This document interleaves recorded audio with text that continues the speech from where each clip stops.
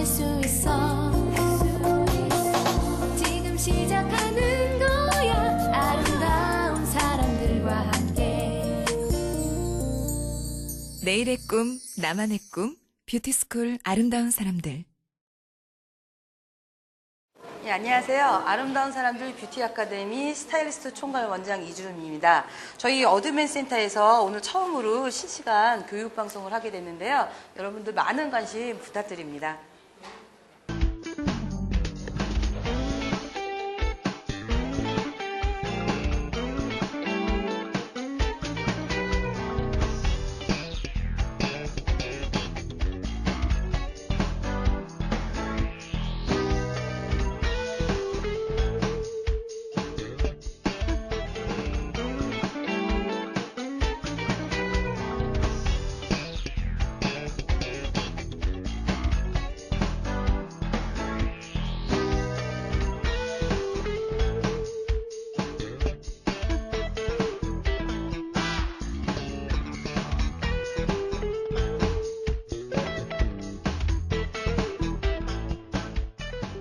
어떤 것이고 스타일리스트 세계는 과연 정말 궁금한 어떤 것인가라는 그런 부분에 대해서 여러분들께 저는 재미있는 말씀을 드릴 거고요. 그리고 두 번째는 현재 저희 어드밴트 센터에서 같은 강의를 하고 계시는 카라 스타일리스트 선생님께서 나오셔서 오늘 또 재미난 의상에 관한 부분들 말씀을 해주실 거고요. 그리고 현재 또 패션계에서 아주 왕성히 활동 중에 계시는 패션 모델 구본용 씨께서 나오셔서 패션 모델의 세계 또 패션 세계에 대해서 간략하게 준비를 했습니다. 그러니까 끝까지 지켜봐 주시고요. 많은 관심 부탁드립니다.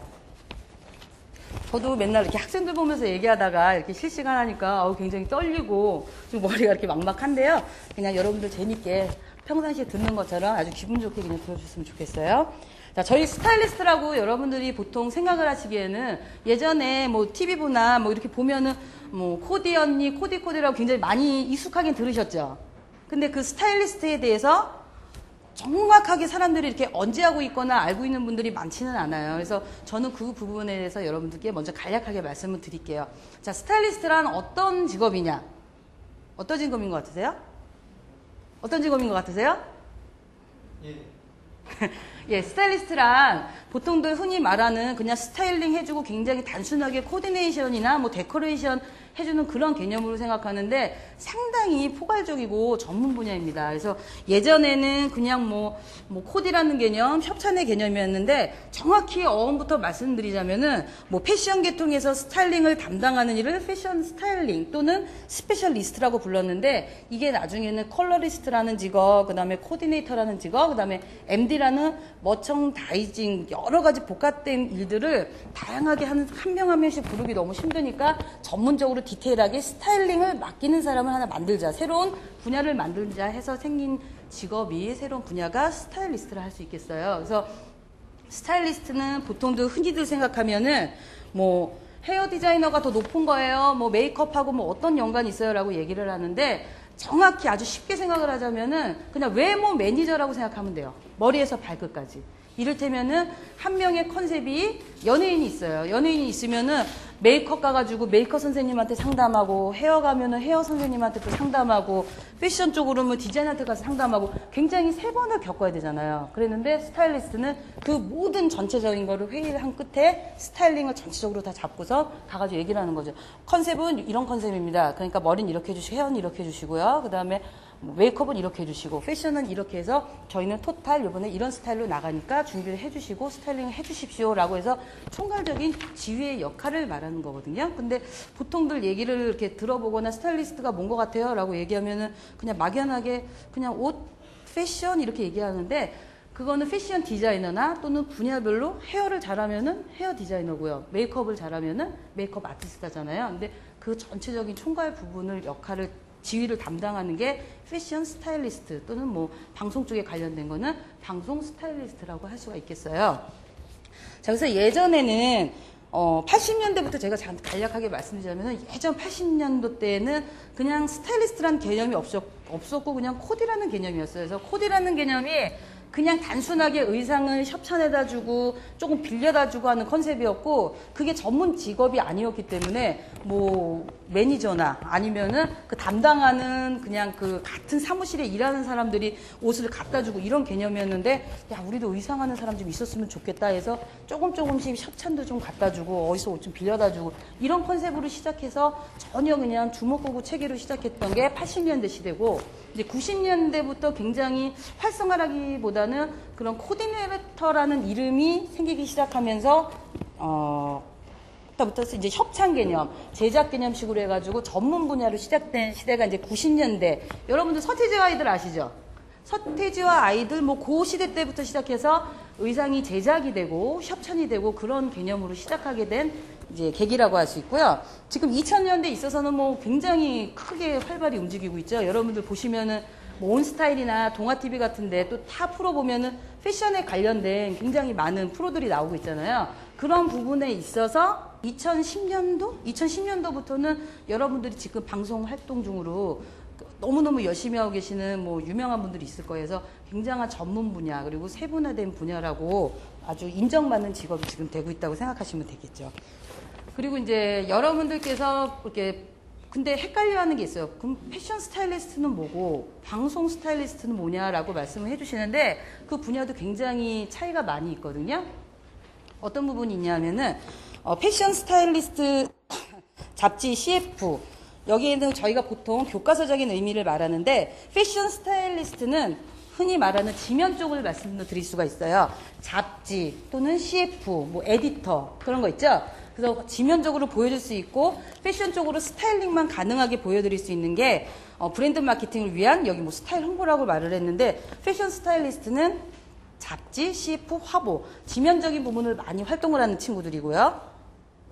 방송 스타일리스트는 영화, 드라마, TV 프로그램, 연예인, 뮤지컬 어떠한 쪽으로 따서 제작, 창작, 가수, 연예인 등 일반적으로 지금 TV에서 많이 나오는 그런 부분들을 말씀드릴 수가 있겠어요.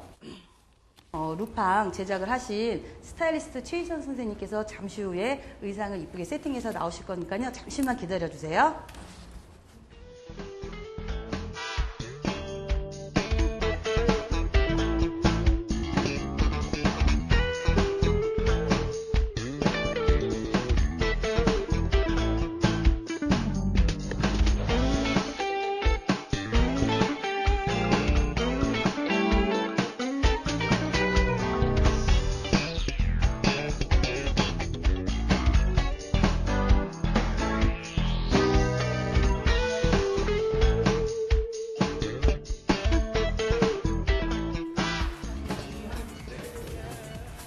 안녕하세요. 저는 카라 스타일리스트 최혜선이라고 합니다.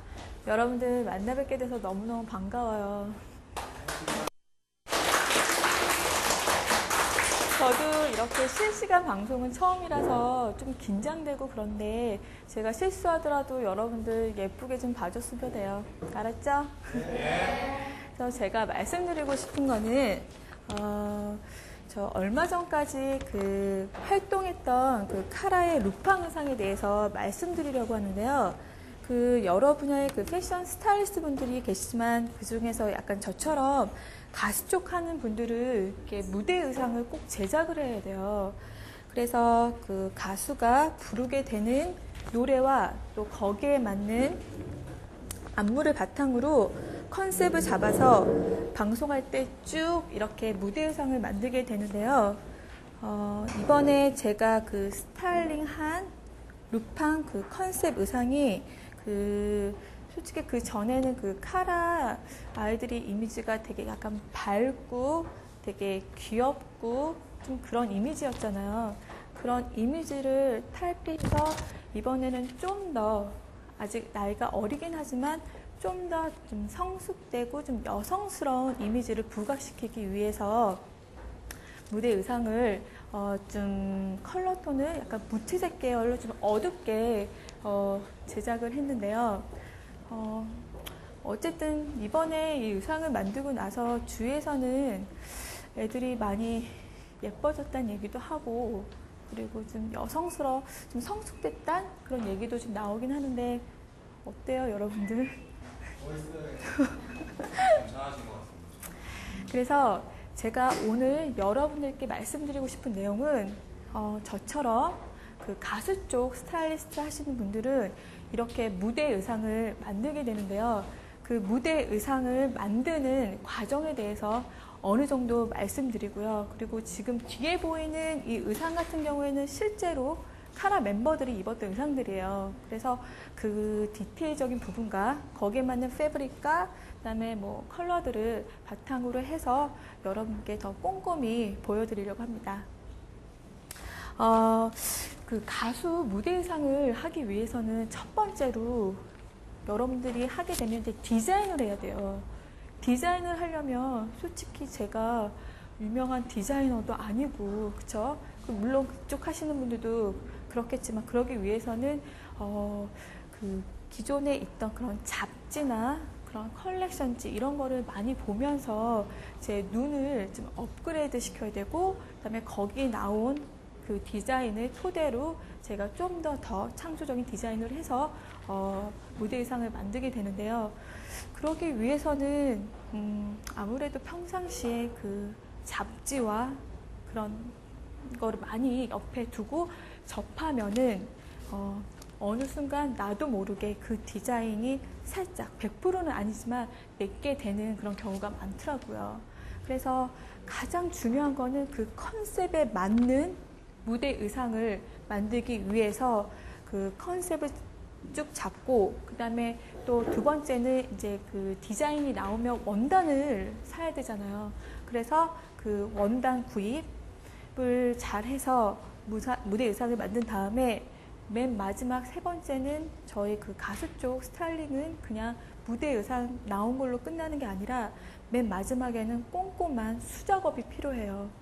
예를 들어서 얼마 전에 그 그쵸? 비 나왔던 그 옷 같은 경우에도 그 스왈로브스키라고 해가지고 되게 여러 가지 반짝거리는 그 소재를 사용해서 다 이렇게 나왔잖아요. 그런 경우에도 그 스타일리스트 하는 친구가 옷이 나온 이후에 그 스왈로브스키 그거를 다 일일이 붙여서 작업을 했다고 합니다. 심지어 너무너무 손이 부족해서, 왜냐면 뒤에 안무팀까지 있잖아요. 너무너무 부족해서 나중에 매니저분까지 다 같이 밤을 새면서 했다고 합니다. 아무튼 그렇게 해서 저희 가수 쪽은 첫 번째 디자인, 두 번째는 거기에 맞는 패브릭을 잘 고르고, 그다음에 맨 마지막에 옷이 나오면 거기에 맞는 수작업을 잘 하는 그런 작업이 필요하다고 볼 수 있습니다. 자, 그래서 지금 여기 뒤에 보시면요, 지금 제가 제작했던, 스타일링했던 의상이 5가지가 있는데요. 이거는 실제로 저희 뭐 MBC, SBS, KBS 뭐 이렇게 쪽에서 방송할 때 입었던 의상이라고 볼 수 있고요. 첫 번째 여기 보이는 이 블랙 같은 경우에는요, 무대 의상은 기본적으로 화려해야 되잖아요. 그죠? 그러니까 되게 심플한 이런 보이는 베이직한 블랙도 있지만 거기에 좀 더 화려함을 가미시키기 위해서 이렇게 약간 매직 아이 원단을 써서 좀 더 무대에서 화려함을 연출하려고 했고요. 그리고 이번에 잡은 컨셉 중에서 가장 키포인트는 안무에서 이렇게 손으로 이렇게 입을 가리는 동작이 있어요. 그래서 그거의 퍼포먼스를 연출하기 위해서 이렇게 한쪽 오른쪽 어깨 위쪽에 이런 디테일을 사용해서 안무를 할 때 그 친구들이 이렇게 입을 가릴 수 있게끔 이렇게 디자인을 하였고요. 그리고 작년에 여러분들 되게 파워숄더가 유행했잖아요. 근데 이 의상 같은 건 실제로 구하라가 입었던 의상인데, 구하라 그 멤버의 특성상 너무 말라서 어깨도 너무 좁아서 약간 이렇게 좀 파워숄더를 해서 체형적인 결점을 좀 커버한 그런 무대 의상이라고 볼 수 있습니다. 어때요? 예쁘죠? 그다음에 이 두 번째는 지금 이제 퍼플인데요. 이 전체적인 컨셉과 안무는 동일하기 때문에 이 의상에 맞춰서 앞에서 보여드렸다시피 이렇게 이런 디테일들은 계속 사용을 하였고요. 거기에 맞는 지루함을 덜 하기 위해서 디자인적인 요소는 별로 티는 안 나겠지만 제 나름대로는 조금씩 변형을 했어요. 그래서 예를 들어서 지금 이렇게 여민 부분이 오른쪽에서 왼쪽이 됐다면 이거는 왼쪽에서 오른쪽으로 가듯이 이런 느낌으로, 멀리서 보면 잘 안 보일 수 있겠지만 제 만족으로 이렇게 연출을 하였고요. 그 다음에 이제 이 세 번째 보이는 이 골드 같은 경우에도요, 그냥 이렇게 지금 샤이닝한 그런 원단을 썼긴 했지만 거기에 좀 더 화려함을 부각시키기 위해 같은 계열의 골드지만 좀 더 이렇게 반짝이 원단으로 디테일을 사용해서요, 좀 더 화려함을 과시했다고 볼 수 있습니다. 그리고 거기에 맞는 이런 액세서리를 같은 톤으로 연출을 하였고요. 그 다음에 골드랑 정말 어울리는 컬러가 블랙이에요. 그래서 블랙으로 이런 뭐 카라나 아니면 벨트나 이런 소매 부분에 디테일을 더 사용해서 좀 더 약간 좀 신경 쓴 그런 의상을 표현하려고 했습니다. 그 다음에 지금 이제 여기 보이는 이 네이비도 앞에서 말씀드렸다시피 디자인적인 부분은 조금씩 틀릴 수 있겠지만 앞에서 말씀드렸다시피 그 컨셉적인 부분은 변하지 않았고요. 그리고 이것도 무대 의상이기 때문에 되게 베이직한 원단보다는 좀 더 화려함을 연출하기 위해서 패브릭적으로 좀 더 광택 소재를 사용을 하였고요. 그 다음에 맨 마지막에 보이는 이 실버 같은 경우에도 앞에서 보여드렸던 그런 디테일과는 좀 틀리긴 하지만 여김없이 컨셉에 맞는 그 안무에 맞는 그걸 사용하였고요. 거기에 맞춰서 이거 같은 경우에는 되게 심플해 보이지만 이 실버 원단이 많이 비싼 원단이에요. 그렇게 티는 안 나죠. 하지만 좀 더 고급스러운 약간 샤이니한 느낌을 연출하기 위해서 지금 실버의 원단을 써서 컨셉에 맞게 루팍 의상을 제작하였습니다.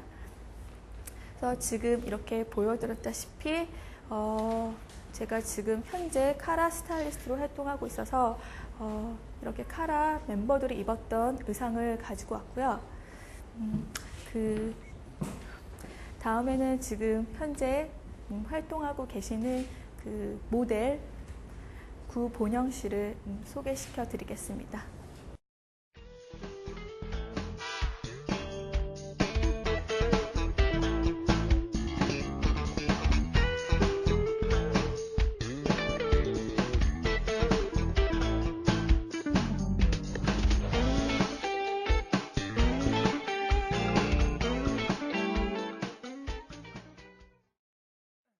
안녕하세요. 저는 모델 구본형입니다. 저는 2002년도에 데뷔를 해서요. 지금까지 한 8년 정도 모델 활동을 하고 있습니다. 경력사항은 뭐 제가 부끄러워서 말씀을 못 드리겠고요. 그냥 좀 활동을 좀 했습니다. 저는 많은 걸 준비 못했어요. 그냥 다음과 같은 주제로 강의를 할 건데요. 제가 가장 경험이 많은 컬렉션과 그리고 매거진 빅토리아 현장에 대해서 말씀을 드릴 거예요. 헤어와 메이크업 아티스트로서 일할 수 있는 분야는 정말 다양한데요. 뭐 방송계로 시작으로 패션계, 일반 헤어 메이크업 샵 등 정말 많죠. 그 중에 가장 경험이 많은 컬렉션에 대해서 우선 말씀을 드릴게요. 컬렉션은 많은 사람들이 오랜 시간 동안 준비한 쇼를 많은 관객들에게 짧은 시간 안에 보여주는 쇼고요. 컬렉션의 메인은 옷이지만 헤어 메이크업이 그 옷을 한껏 더 돋보이게 할 수 있는 절대 빼놓을 수 없는 요소이자 여러분들이 맡으신 임무시겠죠. 본 쇼의 시간이 오후 3시라고 하면 보통 모델들은 7시에 집합하게 됩니다. 집합이 돼서 헤어 메이크업을 받게 되죠. 메이크업을 받고 리허설에 들어가게 되는데 리허설마다 쉬는 시간이 메이크업을 수정할 시간이 됩니다. 본 쇼가 이제 시작이 되면 모델들은 옷을 채 1분도 안 되는 시간 안에 옷을 갈아입습니다. 그 시간 안에 또 여러분들은 양손에 도구를 쥐고 또 모델들에게 또 수정을 하시게 됩니다. 보통 쇼는 이렇게 진행이 되고요. 다음은 매거진 빅토리아 현장에 대해서 말씀드릴 건데, 매거진은 보통 여러분들이 보시는 잡지를 말씀하는 건데, 그 보통 화보 많이 보세요, 잡지? 네. 거기에 보통 보면 많은 모델이 많이 안 들어가죠. 잡지를 화보를 보시면 적은 모델들과 적은 스태프들이 함께 진행이 되는데, 화보를 촬영할 때는 촬영하기 전에는 그런 기자님이라고 말씀드리는 건 스타일리스트를 말씀드리는 거예요. 함께 모여서 포토분과 함께 모여서 시안 작업을 함께 해요. 그리고 시안 촬영이 진행이 됩니다.